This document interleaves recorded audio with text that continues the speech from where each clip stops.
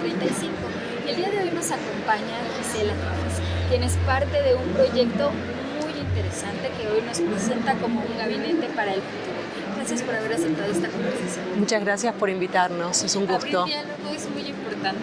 Creo que un proyecto como este lo abre hacia todo un espectro amplio, pero que siempre vuelve a los orígenes. ¿Nos podrías contar un poco de cómo nació este libro impreso que tenemos en las manos? Que es todo un logro en estos tiempos. Sí, claro. Bueno, es un proyecto que comenzó con una conferencia de estudiantes graduados que organizaron en las universidades de Chicago, la Universidad de Illinois y la Universidad Northwestern, las tres universidades radicadas o asentadas en Chicago, y en ese contexto de congreso que primero se había calculado para el año 2019, después 2020 y después con la pandemia se fue como postergando.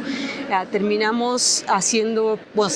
los chicos haciendo un congreso virtual, justamente porque estábamos en el medio de la pandemia, sobre cuestiones ambientales, ¿no? Ese era el tema en torno al cual se había organizado. Me habían invitado a dar una ponencia y al mismo tiempo, como soy escritora, a ofrecer un taller literario para los participantes del Congreso, pero que al mismo tiempo estuviera abierto para cualquier persona que estuviera interesada en participar. Entonces no había ningún tipo de límite ni de número, ni de origen, ni si tuvieran una afiliación universitaria o no. Podían estar como era virtual, podían estar en América Latina, en Estados Unidos, en Europa, en Asia, en cualquier lugar. Y ese taller de escritura creativa que se organizó siguiendo, ¿no?, temáticamente con lo que era el Congreso, fue en torno a la escritura y el antropoceno, que es esta idea, para los que no saben, ¿no?, que es la idea de que nosotros, los seres humanos, somos los que estamos cambiando ahora la marca geológica, ¿no?, del planeta. Y para mí, como escritora, me planteó el desafío de organizar un taller en torno a un tema que en general no es lo que ocurre. Generalmente uno se embarca, ¿no?, en proyectos de talleres más en relación a los géneros, a la poesía, a la ficción, a la no ficción. Y se me ocurrió que algo que podía ser interesante para este taller era que cada uno de los participantes trajera una imagen de algo pensado como un objeto que iba a perdurar en el futuro aún si nosotros como especie humana no estuviéramos presentes, porque estaríamos extinguidos. Y una de las preguntas que se planteó fue: ¿qué es lo que este objeto viene a representar? ¿Y qué es lo que este objeto, su presencia, esconde en cuanto a ausencias? Es decir, si pensamos en un objeto relacionado con la extracción, ¿no?, implica, ¿no?, una materialidad que al mismo tiempo es una ausencia, ¿no?, por toda la destrucción que esa extracción genera. Y bueno, como habrás visto en el libro, los participantes llegaron con imágenes de todo tipo. Sí, la sensibilidad, de repente vas como para arriba, para abajo, empiezas con cuestiones que pueden ser muy teóricas, muy específicas, y terminas con una cosa tan humana, o sea, siempre te conmueve de una manera inesperada. Claro, y la idea era en el taller que los participantes exponieran en 3, 4, 5 minutos, que exponieran por qué eligieron ese objeto y cómo ese objeto se relacionaba con esta idea, ¿no?, de permanencia, de continuidad, aun cuando nosotros podríamos dejar de estar, y al mismo tiempo qué ausencia implicaba esta presencia, ¿no? Entonces se fue organizando temáticamente, pero algo muy lindo que pasó, que aparece luego en el libro, es que conforme se iban presentando los objetos, y esto pensándolo no en un formato de Zoom, los participantes iban poniéndose en orden. Decía, ¿puedo ir yo después de tal? Porque iban dialogando. Entonces, por ejemplo, en el caso de Cristian era un equipo de música, entonces había otro participante que también había trabajado con algo relacionado con la música, entonces ahí también la idea de sonoridad. Y otros era mucho más táctil o era mucho más sensorial en cuanto a los olores, y eso fue también una marca del mismo taller que se fue gestando y generando en el momento, ¿no?, en que se iba dando.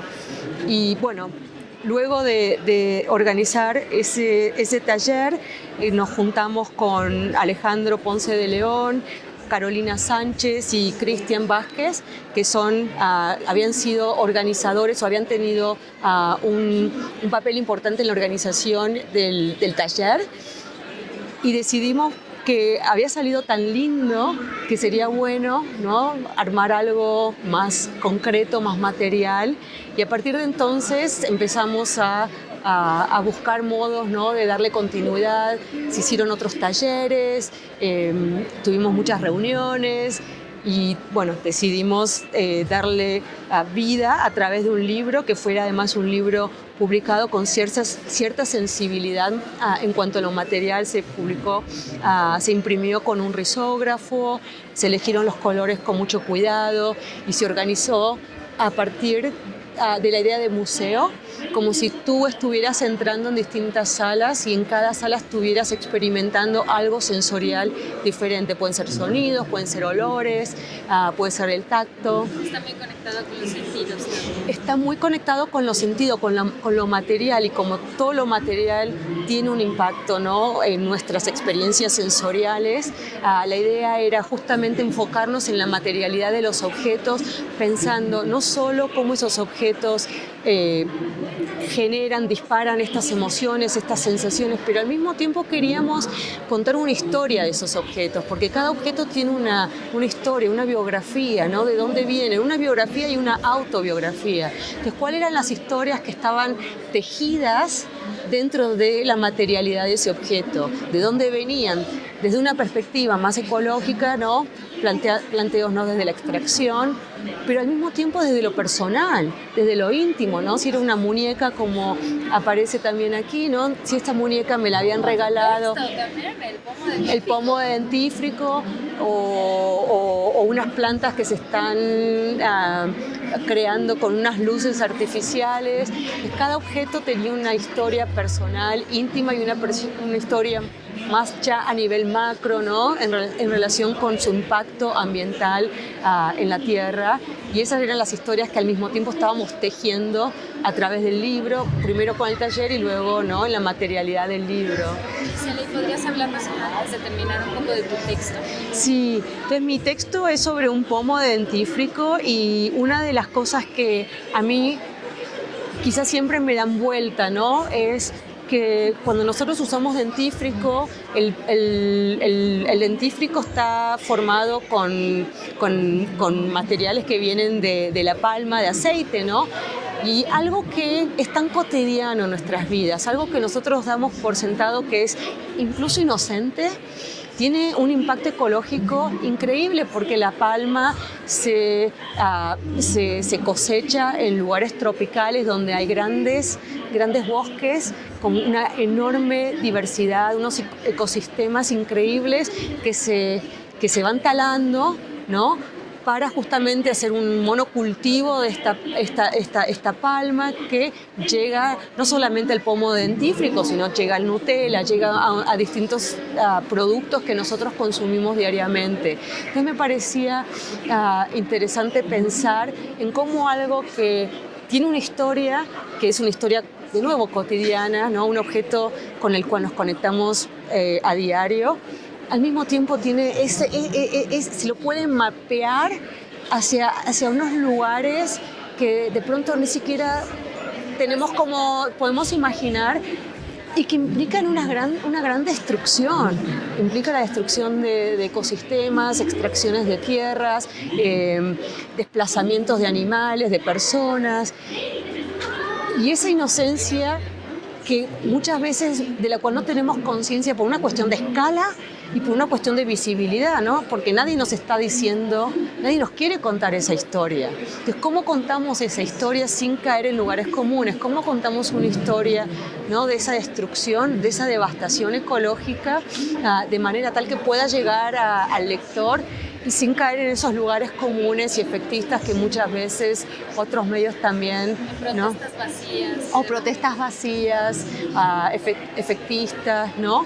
Entonces, bueno, exacto. Entonces, de ahí surge la idea del pomo dentífrico, ¿no? Como un pequeño micro caso para pensar en historias mucho mayores. Gisela, pues te agradezco mucho y me parece, ¿van a presentar el libro en la feria? El libro ya lo presentamos, o esta vez no lo vamos a presentar, pero pudimos presentarlo en el mes de octubre en la Javeriana, aquí en Bogotá, y luego hicimos una presentación en Chicago.